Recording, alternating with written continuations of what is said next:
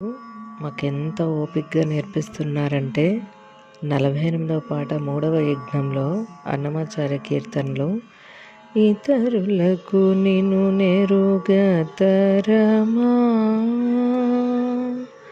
ఆ పాట కోసము చాలాసేపు మాకు దాని వివరణ ఇలా తెలిపారు. ఒక్కొక్క పాట కూడా ఎంత ఓపికగా నేర్పిస్తున్నారంటే మా అదృష్టం అంతే. ఇలాంటి గురువులు దొరకడము మేము ఎన్ని జన్మలో పుణ్యం చేసుకున్నాము. సామాన్య జీవించినటువంటి వాళ్ళకి ఘోర సంసార సంకుల పరిచ్ఛేదులు. సంసార సంకులం అంటే ఒకదాంతో ఒకటి పెనవేసుకొని పోయి ఉన్నటువంటి బంధనాలతో ఉన్నటువంటి వాళ్ళు, ఆ బంధనాలను ఛేదించినటువంటి వాళ్ళు, మమకారాలు ఆశలు మమకారాలు త్యజించినటువంటి వాళ్ళకి మీ దివ్య విగ్రహం కనబడుతుంది అంటున్నాను. రాగ భోగ విధువులు, అనురాగం భోగాలు విధువులు అంటే ఎప్పుడు కూడా ఆత్మానందాన్ని అనుభవించే స్థితిలో ఉండేటువంటి వాళ్ళు మహాభావులు ఎదుగుతుడు. మహాభావులు అంటేనే భాగ్యవంతులు, అంటేనే పరమాత్మను దర్శించడమే భాగ్యమైనటువంటి వాళ్ళు. నిన్ను ప్రవర్తించే విధం ప్రవర్తించుట అంటే స్తుతించుట. ప్రణతి అంటే నమస్కారం, ప్రముక్తి అంటే స్తుతి, స్తోత్రం. అమితముగా స్తుతించుటాను. ఎలా స్తుతించాలో వాళ్ళకు మాత్రమే తెలుస్తుంది. రాగభోగాలు, అనురాగాన్ని భోగాన్ని త్యజించినటువంటి తనలో తాము తన్మయమై ఉండేటువంటి రంజితాత్మైనటువంటి మహాభాగ్యులు. రంజితాత్మలు అంటే తనలో తాను తన్మయం ఉండేటువంటి ఆత్మానంద తన్మయమై ఉంటారు. తనలో తాను అంటే తనలో తాను వర్తిస్తూ ఉంటారు. ఆత్మానంద స్థితి అంటే ఏంటంటే తనలో తాను తన్మయం ఉండుతూ ఉండడమే. బయట ఆనందంగా చూసుకోకుండా అంతరాత్మలోనే ఆనందాన్ని అనుభవిస్తుంటారు. తనలో తాను నవ్వుకుంటుంటారు. చిన్న పిల్లలు చూసారా, నిద్రపోతుంటారు, నవ్వుకుంటుంటారు అంతే లోపల నిద్రపోతుంది. అలా వీళ్ళు కూడాను పెద్దవాళ్ళు అయి ఉంటారు కూడా ఆత్మానంద స్థితిలో లేని వాళ్ళ తనలో తాము ఆనందాన్ని అనుభవిస్తుంటారు. సత్యసాయి బాబా అంటే వాళ్ళు, సూర్యసాయి బాబా కర్ణ మహర్షి, రామకృష్ణ పరమహంస ఆయన కూడా రామకృష్ణ పరమహంస అప్పుడు నవ్వుకుంటూ ఉంటారు. ఏడ్ చేసుకొచ్చి వాళ్ళు లోతుల్లోకి వెళ్ళినప్పుడు, ఆధ్యాత్మిక లోతుల్లోకి వెళ్ళినప్పుడు రామకృష్ణ పరమహంస భావగా వచ్చింది. అలాగే సదాశివ బ్రహ్మేంద్ర యోగి కూడా ఎప్పుడు తనలో తాను ఇచ్చుకుంటేటువంటి అరణ్య మార్గంలో పోతూ ఉంటే సదాశివ బ్రహ్మేంద్ర యోగి తనలో తాను తన్మయంగా వెళ్ళిపోతూ ఉంటాడు. వెళ్ళిపోతుంటే అక్కడ పెద్ద పెద్ద మొగ్గులు కొట్టేసింటారు. అరణ్యంలో గొడ్డులకో దేనికోసం పెద్ద పెద్ద మాలను కొట్టేస్తారు. అన్ని విడదీసి పెట్టుకున్నారు. మొక్కలన్నీ ఒక చోటు చేర్చారు. ఒక చోటు కుప్ప వస్తుంటే దారిలో వచ్చేస్తుంటే ఆడో కొట్టేసింటారా, అవన్నీ తీసుకొచ్చేసి దారిలో వేస్తుంటే బండి వేసుకుని తీసుకోవడానికి అనుకూలంగా ఉంటుంది. పెద్ద పెద్ద దూరాల్లాగా ఉన్నాయండి. ఒక 5-6 మంది కానీ 10 మంది కానీ ఎక్కితే కానీ ఎక్కలేరు. కానీ అటువంటి మొద్దులన్నీ ఉన్నాయి. ఆరు. ఈయన ఎక్కడంటే సదాశివ బ్రహ్మేంద్ర ఏలూరులో జీవ సమాధి ఉంది. బంగారు మహాలక్ష్మి దేవత విగ్రహం ఉంచారు. బంగారు లక్ష్మి దేవత దగ్గరలోనే ఆశ్రమం ఉందంట. అంటే సదాశివ బ్రహ్మేంద్ర ఆశ్రమం ఉంటారు. ఆ స్వామి దిగంబరంగా ఉండేవాళ్ళు. జుట్టు విరబోసుకున్న వాళ్ళు, గడ్డం బెదిరించేది, బట్టలే ఉండేవి కాదు. ఒక అవధూత ఆయన. ఏ చదువు సంధ్యలని మూర్ఖుడు కాదు, పండితుడు. వేదాలు, ఉపనిషత్తులు, బ్రహ్మసూత్రాలు, రామాయణం, భారతం, భాగవతం, భగవద్గీత అన్ని అవపోషణలు. అవపోషణ అంటే గరగర తాగి ఇంగ్లీష్లో ఇలా తీస్తే ఎక్కడి నుంచి చెప్పినా బయటకు వచ్చేస్తారు. అయితే ఒక్క మాట మాట్లాడారు. 18 ఏళ్ల వయసులో మాట స్టార్ట్ చేశారు. అప్పటి నుంచి తాను జీవిత పర్యంతం వరకు కూడా తాను జీవ సమాధి చెందారు. అక్కడ జీవ సమాధి చెందే వరకు కూడా ఆయన నోట్ తెరవాలి. ఏదైనా సందేశం ఇవ్వాల్సి వస్తే ఒక పత్రం తీసుకునేసి దానిపై ఒక పాట కూడా రాస్తారు. సంస్కృతంలోనే రాస్తారు. ఆయన వచ్చారు. అలా పోతూ ఉంటే వాళ్ళందరూ కూడా ఆమె ఎగతాళి చేశారు. అతను చూసి ఈయన బట్టలు లేకుంటున్నారు వీడు అని చెప్పేసి మాట్లాడము అట్లా చేసి వాళ్ళకు థాట్ వచ్చింది, ఈ మద్దులు ఉన్నాయి కదా కూడా మద్దులాగా ఉన్నాడు, ఎంత తిరుగుతున్నా ఎంత చేస్తున్నా పట్టించుకోవడం లేదు, వీళ్ళు వాడుకున్నాం ఉపయోగించుకున్నాం అని చెప్పేసి ఇక్కడ మద్దోడా అని చూసాం. చూస్తే పడకలే పోతాను అసలు రూపాయలు పడవచ్చు లాక్కొస్తే వచ్చినాను.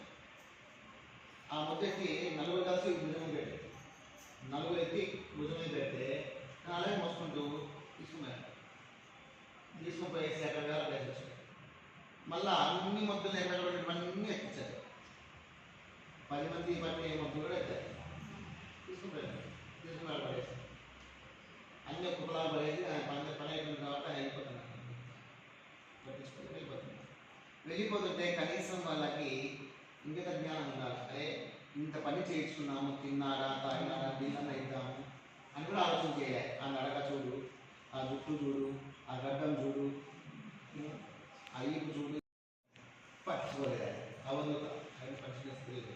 తనలో తనమే నవ్వుకుంటూ ఆనందం వస్తాయి. మహాత్ములకు ఏదైనా ఇబ్బంది కలిగిస్తే, మహాత్ములకి అవమానపరిస్తే ప్రకృతి ప్రకోపిస్తుంది. అంతే. ఆయన ఉదయం వెళ్ళిపోయినాక ప్రకృతి భుజం మండింది. భగ్న మండి పచ్చి మొద్దులు దగ్గరపోయే ప్రసక్తే లేదు. ఎట్లా నిప్పు పుట్టిందో ఎవరు లేదు. మొత్తం ముద్దులన్నీ వదిలేసి చెప్పినాడా ఒక్క ముద్దు మిగాలి, అన్ని కాలిపోలేదు. పచ్చి ముద్దులు మళ్ళా వాళ్ళకే ఆశ్చర్యం వేస్తుంది. అయ్యో ఈ పచ్చి ముద్దులు ఏంటి తెగ్గొట్టేసేది, ఇది ఎట్లా ఎట్లా కావాలి, అసలు నిప్పు ఎట్లా వచ్చింది ఇక్కడికి, ఎవరికి అర్థం కాలే. ఇవన్నీ కాలిపోలేదు, ఎట్లా ఉంటాయి పెద్ద పెద్ద ముద్దులు అవి కూడా. అయ్యో ఆయన ఎవరు మహానుభావులాగా ఉన్నాడు, అతను సమస్య ఈ స్థితి వచ్చిందని చెప్పేసి ఎదురు పరిగెత్తారు, వెళ్ళిపోయి క్షమాపణ చెప్తాను అన్నంత దూరం వెళ్ళిపోయాడు. వాళ్ళ స్థితి ఏంటంటే ఆత్మానంద స్థితి, తనలో తాను తన్మయమై ఉండేటువంటి స్థితి. రంజితాత్ములు అంటారు. రాగభోగ వింద రంజితాత్ములు మహా భాగులేరు నిన్ను ప్రణుతించు విధము.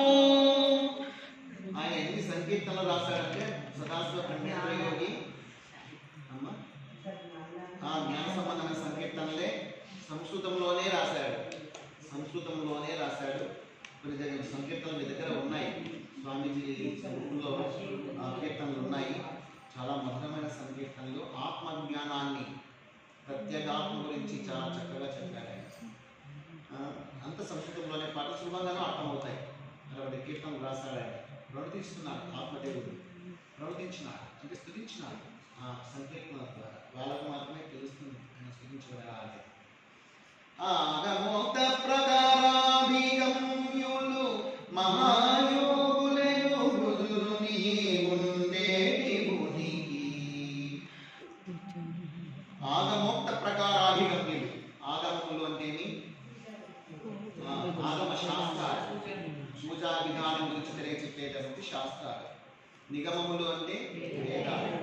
ఈ వేదాలు, ఉపనిషత్తులు, ఆగమ శాస్త్రాలు బాగా తెలిసినటువంటి, ఆ మార్గంలో నడిచేటటువంటి, ఆ మార్గాన్ని అనుసరించి భగవంతునికి అభిముఖంగా నడిచేటువంటి అనర్థం అభిగమ్యులు అంటే.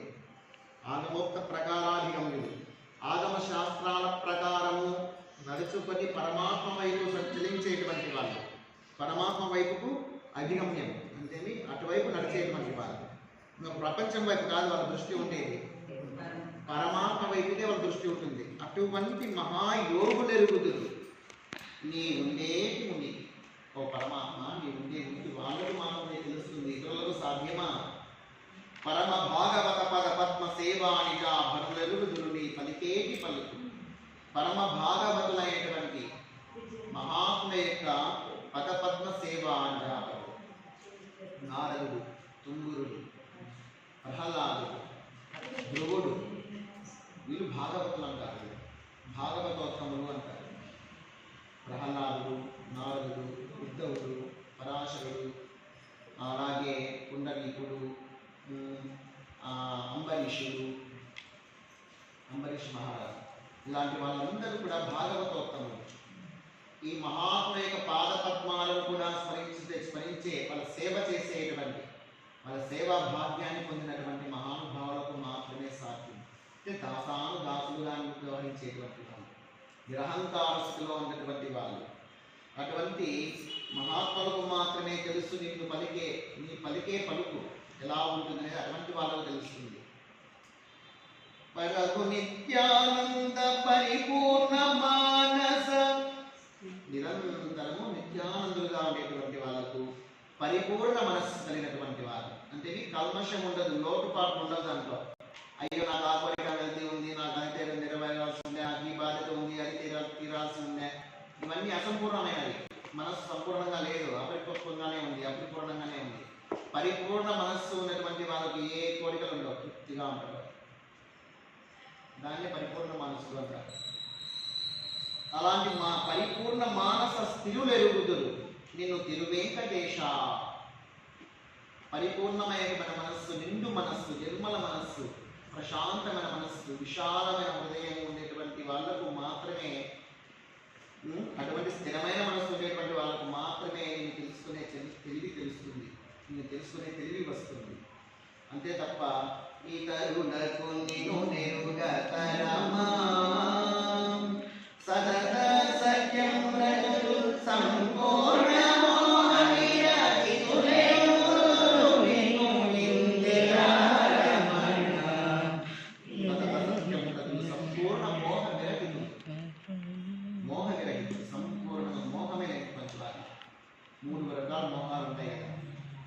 ఈశ్వరత్రయాలు, ధనేశన, ధారేషణ, పుత్రేషణ, ఈ ఈశ్వరత్రయాలను త్యజించినటువంటి వాళ్ళు నేను తెలుసుకోగలరు. విగ్రహారమణ శ్రీమన్నారాయణ శ్రీ వెంకటేశ్వర అని అన్నమాచార్య చెప్తున్నారు.